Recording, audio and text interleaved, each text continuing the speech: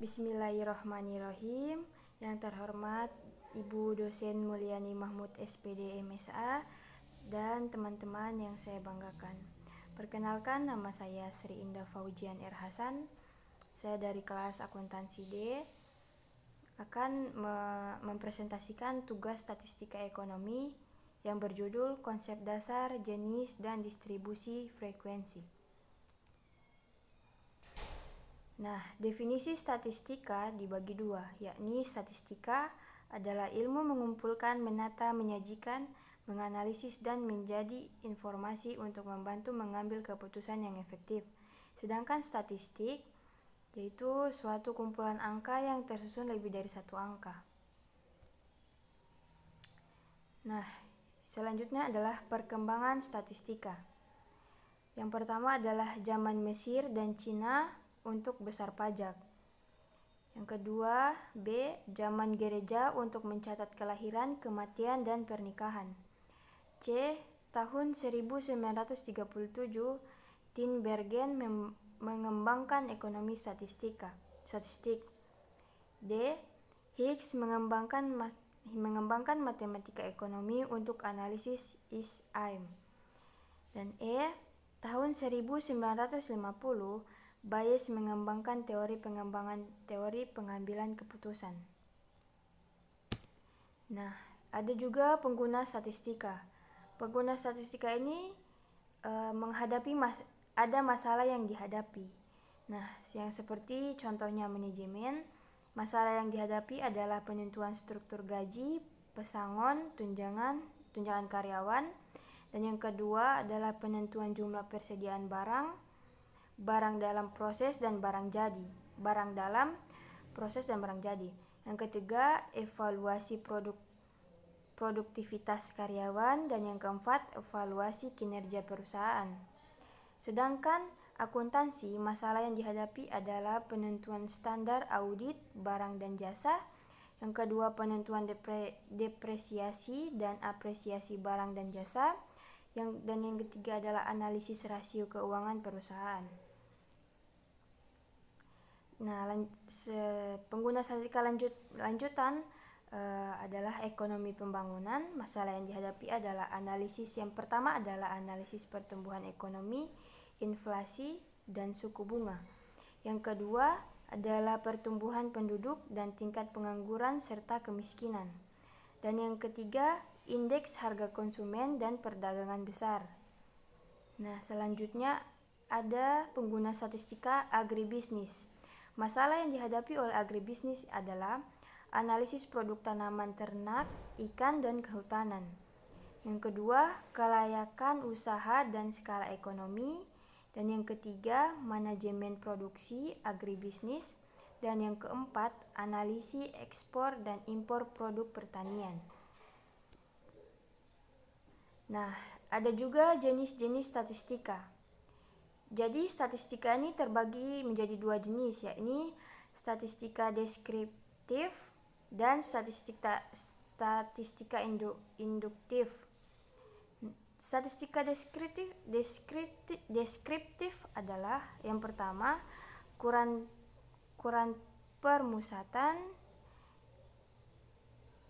pemusatan, yang kedua ukuran penyajian data, Weberan, yang keempat angka indeks, dan yang kelima deret berkala dan permainan. Statistika induktif materinya adalah probabilitas dan teori keputusan, metode samping, yang ketiga teori perdugaan, yang keempat pengujian hipotesis, yang kelima regresi dan korelasi, dan yang keenam statistika non-parametrik. Tujuan analisis statistika deskriptif yaitu untuk memperoleh gambaran atau ukuran-ukuran tentang data yang ada di tangan, seperti berapa rata-rata, seberapa jauh, dan bervariasi. Tujuan dari statistik induktif membuat evaluasi atau menaksir ukuran populasi atau sampai inferensi. Jenis-jenis data. Yang pertama ada data kualitatif dan yang kedua ada data kuantitatif. Nah, contohnya data kualitatif adalah jenis kelamin, warna kesayangan, asal suku dan lain-lain. Data kuantitatif adalah terdiri dari contohnya seperti data discrete, data secret itu ada jumlah mobil, jumlah staff, jumlah TV, dan lain-lain. Sedangkan data kontinu adalah berat badan, jarak kota, dan lain-lain. Sumber data statistika. Nah,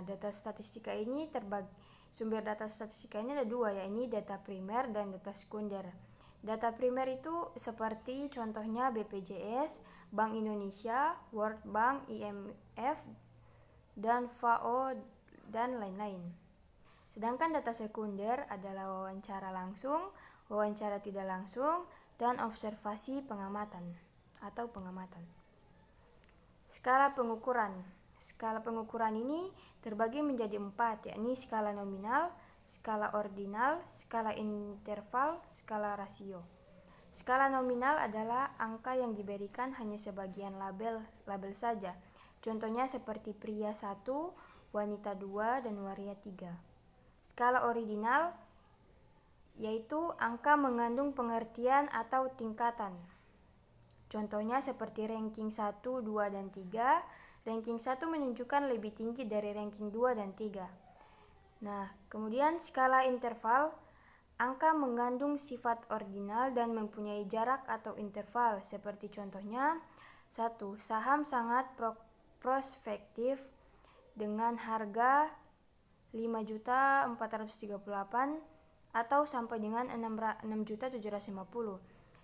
Nah, contoh kedua adalah saham prospektif yaitu 4.127 sampai dengan 5.438. Kemudian skala rasio adalah angka mempunyai sifat nominal, ordinal, dan interval serta mempunyai nilai absolut dari objek yang diukur. Contohnya pada 2012 inflasi Indonesia 4,3% dan inflasi Amerika Serikat 2,069%, maka inflasi di Indonesia 2,8 kali inflasi di Amerika Serikat. Nah, definisi dan tujuan. Definisi distribusi frekuensi dan tujuan distribusi frekuensi. Definisi distribusi frekuensi adalah pengelompokan data ke dalam beberapa kategori yang menunjukkan banyaknya data dalam setiap kategori. Setiap data tidak dapat dimasukkan ke dalam 2 atau lebih kategori. Nah, tujuan distribusi frekuensi untuk mengatur data mentah atau belum dikelompokkan ke bentuk yang lebih rapi dan tanpa merugikan inti informasi yang ada. Langkah-langkah distribusi frekuensi. Yang pertama yaitu mengumpulkan data, yang kedua mengurutkan data dari yang terkecil ke terbesar atau sebaliknya, dan yang ketiga adalah membuat kategori kelas K atau jumlah kelas. Rumusnya membuat kategori kelas atau jumlah kelas. Rumusnya K sama dengan 1 tambah 3,3 log N. Nah, di mana 2K lebih besar dari N, sedangkan K adalah jumlah kelas dan N adalah jumlah data. Dan yang keempat, menentukan ranger atau jarak kelas. Rumusnya R sama dengan nilai tertinggi atau nilai terendah. Yang kelima, membuat interval kelas. Rumusnya interval kelas adalah R berbanding K, nilai tertinggi atau nilai terendah dibanding jumlah kelas. Dan yang keenam, yang terakhir adalah melakukan perhitungan atau penturusan setiap kelasnya.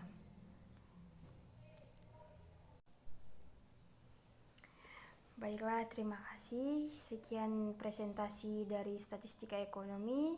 Mohon maaf bila ada salah kata dari saya. Wabillahi taufiq wal hidayah. Wassalamualaikum warahmatullahi wabarakatuh.